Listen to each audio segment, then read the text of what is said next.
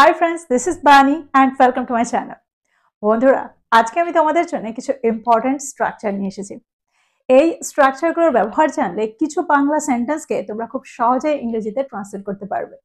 দেখো, এমন কিছু সেন্টেন্স থাকে, এমন কিছু বাংলা বাক্য থাকে যেগুলোকে ইংরেজিতে ট্রান্সলেট করতে গিয়ে আমরা আটকে যাই। আমরা টেন্সের স্ট্রাকচার জানা সত্ত্বেও এই সেন্টেন্সগুলোকে তৈরি করতে পারি না। আর ঠিক সেই কারণে আমাদের স্ট্রাকচারের সাহায্য নিতে হয়। আজকে আমরা এই ধরনের কিছু স্ট্রাকচারে গেটের ব্যবহার দেখব। তাছাড়াও আমরা আরো কিছু স্ট্রাকচার ব্যবহার দেখব, যে স্ট্রাকচারগুলোকে ব্যবহার আমরা সব সময় করে থাকি। এই স্ট্রাকচারগুলোর ব্যবহার আমরা সব সময় দেখে থাকি, এইগুলোর সম্মুখীন আমরা সব সময় হয়ে থাকি। আর ঠিক সেই কারণে এগুলোর সঠিক ব্যবহার জানা দরকার। আজকে আমি তোমাদের জন্য প্রচন্ড ইম্পর্টেন্ট কিছু স্ট্রাকচার নিয়ে এসেছি। প্রত্যেকটা স্ট্রাকচারকে খুব মন দিয়ে দেখো, প্রত্যেকটা স্ট্রাকচারকে খুব ভালোভাবে বোঝার চেষ্টা করো। আজকের ভিডিওটাও কিন্তু খুবই ইম্পর্টেন্ট, খুবই ফ্রুটফুল হতে চলেছে। তোমরা কোথাও যাবে না, আমার সাথে ভিডিওটা একদম শেষ পর্যন্ত থাকবে। যারা চ্যানেলে নতুন, অর্থাৎ প্রথম আমার ভিডিও দেখছো, তারা প্লিজ চ্যানেলটাকে সাবস্ক্রাইব করে নিও, তাহলে যখনই আমি ভিডিও আপলোড করবো তোমরা নোটিফিকেশন পেয়ে যাবে। তো আর দেরি না করে চলো শুরু করা যাক আজকের ভিডিও। বাংলায় আমরা প্রায় বলে থাকি, আমাকে এটা কিনে দাও, তাকে ওটা কিনে দাও, তোমাকে এটা কিনে দেওয়া দরকার। তো এই ধরনের অর্থে আমরা সেন্টেন্সে কোন স্ট্রাকচার ব্যবহার করতে পারি? দেখো, এখানে আমরা গেটের ব্যবহার করে থাকি। Get plus objective case plus object. এই স্ট্রাকচারটার ব্যবহার আমরা সেন্টেন্সে করি যখন কাউকে কিছু কিনে দেওয়ার অর্থ আসে। সেন্টেন্স দেখো, এই স্ট্রাকচারে আমরা আরো সেন্টেন্স তৈরি করতে পারি, অর্থাৎ এই স্ট্রাকচারে আমরা অন্য অর্থেও সেন্টেন্স তৈরি করতে পারি। সবার আগে এই সেন্টেন্সগুলো দেখো। যদি আমি বলি, আমাকে একটা নতুন ফোন কিনে দাও, get me a new phone. Get me a new phone. আমাকে একটা নতুন ল্যাপটপ কিনে দাও, get me a new laptop. Get me a new laptop. যদি আমি বলি, তাকে কিছু ফল কিনে দাও, get him some fruits. Get him some fruits. তাকে একটা নতুন ড্রেস কিনে দাও, gate her a new dress. দেখো, এই সেন্টেন্সগুলোতে আমরা গেটের ব্যবহার করছি, আর তারপরে আমরা একটা অবজেক্টিভ কেসের ব্যবহার করছি, আর তারপরে আমরা অবজেক্টের ব্যবহার করছি। আচ্ছা, আমরা কি এরকম সেন্টেন্স কখনো শুনেছি? যখন আমরা কোনো কিছু নিয়ে আসো, আমার জন্য এক কাপ চা নিয়ে আসো, বা আমার জন্য একটু কফি নিয়ে আসো, আমার জন্য এই খাতাটা এনে দাও, এরকম অর্থেও কিন্তু আমরা সেন্টেন্সে গেটের ব্যবহার করে থাকি। তাহলে অর্থটা কেমন হচ্ছে? দেখো, যখন আমরা কোনো কিছু কিনে দেওয়ার অর্থ করব, সেখানে আমরা বাইয়ের জায়গায় গেটের ব্যবহার করতে পারি, কিন্তু অর্থটা দুরকম হয়ে যায়। অর্থাৎ এখানে আমরা এরকমও অর্থ করতে পারি, bring me this thing. That means bring me a new dress. তো সেন্টেন্সের অর্থ অনুযায়ী আমরা এই স্ট্রাকচারটা ব্যবহার করব। যখন আমরা কোনো কিছু কিনে দেওয়ার অর্থ করব, তখন আমরা এই স্ট্রাকচারটা ব্যবহার করতে পারি। সেন্টেন্সটা একদম সঠিক, গেট মি দিস থিং। যদি আমি বলি, আমাকে এক গ্লাস জল এনে দাও, তাহলে সেন্টেন্সটা কি হবে? Get me a glass of water. দেখো, এখানে কিন্তু আমি কিনে দিতে বলছি না, এখানে আমি বলছি আমাকে এক গ্লাস জল এনে দাও। That means bring me a glass of water. যদি আমি বলি, আমাকে একটু কফি এনে দাও, বা আমার জন্য একটু কফি এনে দাও, get me some coffee. Get me some coffee. তাকে খবরের কাগজটা এনে দাও, gate her the news paper. Gate her the news paper. যদি আমি বলি, আমাদের জন্য একটা ট্যাক্সি ডেকে দাও, তাহলে সেন্টেন্সটা কি হবে? দেখো, এখানেও আমরা গেটের ব্যবহারই করব। Get us a taxi. Get us a taxi. এটা বলছি না যে আমাদের জন্য একটা ট্যাক্সি নিয়ে আসো, আমরা বলছি আমাদের জন্য একটা ট্যাক্সি ডেকে দাও। দেখো, অর্থটা আমরা এরকমই করি। তাদের জন্য একটু ঠান্ডা জল এনে দাও, গেট দ্যাম সাম কোল্ড ওয়াটার। গেট দ্যাম সাম কোল্ড ওয়াটার। তো তোমরা বুঝতে পারছো সেন্টেন্সে আমরা এই স্ট্রাকচারটাকে কিভাবে ব্যবহার করছি। আমরা এখানে দুটো অর্থে এই স্ট্রাকচারটাকে ব্যবহার করছি। এক হলো কোনো কিছু কিনে দেওয়ার অর্থে, আর আরেকটা হলো কোনো কিছু নিয়ে আসার অর্থে।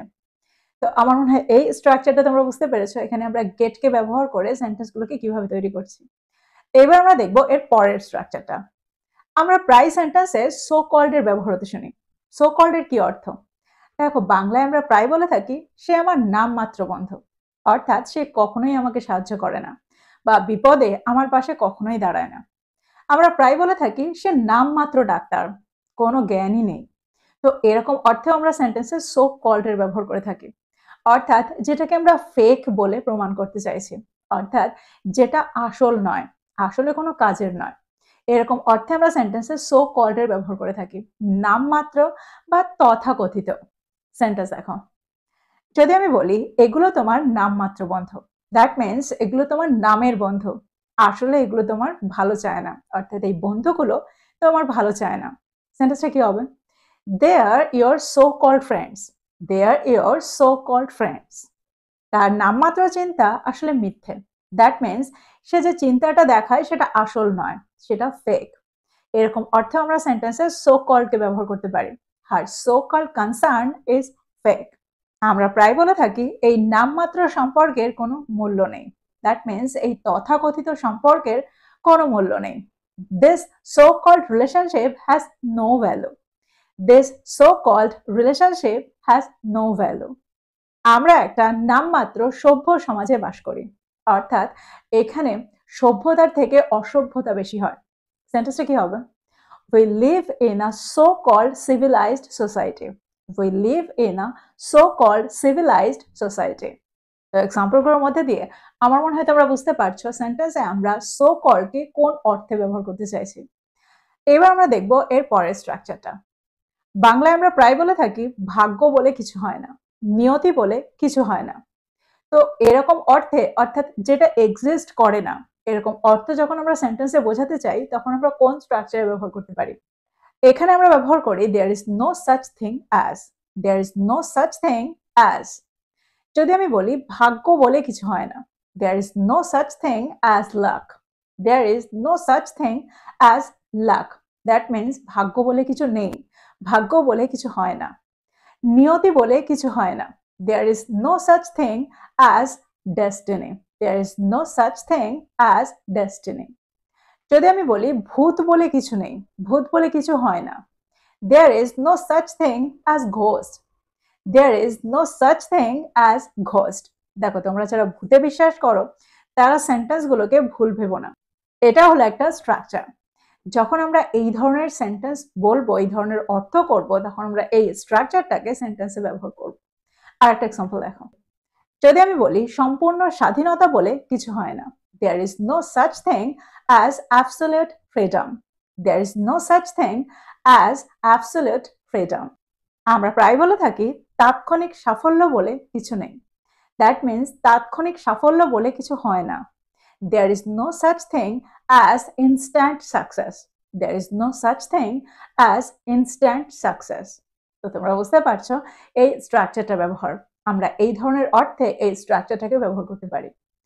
এবার আমরা দেখব এর পরের স্ট্রাকচারটা। আমরা বাংলায় প্রায় বলে থাকি এভাবে কাজ করা যায় না, এভাবে একটা সমস্যার সমাধান করা যায় না, এভাবে কারো মন জয় করা যায় না। তো এই ধরনের অর্থে আমরা সেন্টেন্সে কোন স্ট্রাকচার ব্যবহার করব?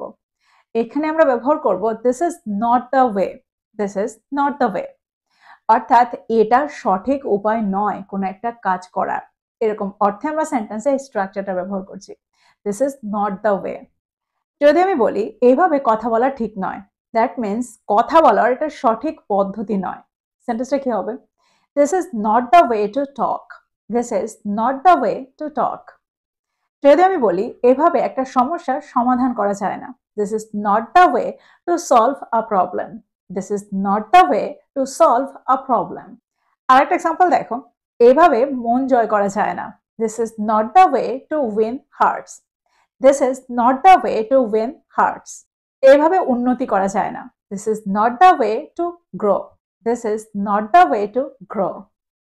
তো এই সেন্টেন্সগুলোর মধ্যে দিয়ে আমার মনে হয় তোমরা বুঝতে পারছো এখানে আমরা স্ট্রাকচারটাকে ঠিক কোন অর্থে ব্যবহার করছি। তোমরা খুব সহজে স্ট্রাকচারটাকে এবার ব্যবহার করতে পারবে। এবার আমরা দেখবো এর পরের স্ট্রাকচারটা। বাংলায় আমরা প্রায় বলে থাকি এটার সাথে আমার কোনো সম্পর্ক নেই, এই ঘটনাটার সাথে তার কোনো সম্পর্ক নেই। তো এরকম অর্থে আমরা সেন্টেন্সে কোন স্ট্রাকচার ব্যবহার করব, কোন স্ট্রাকচারে ব্যবহার করে আমরা এই সেন্টেন্সগুলোকে ট্রান্সলেট করব।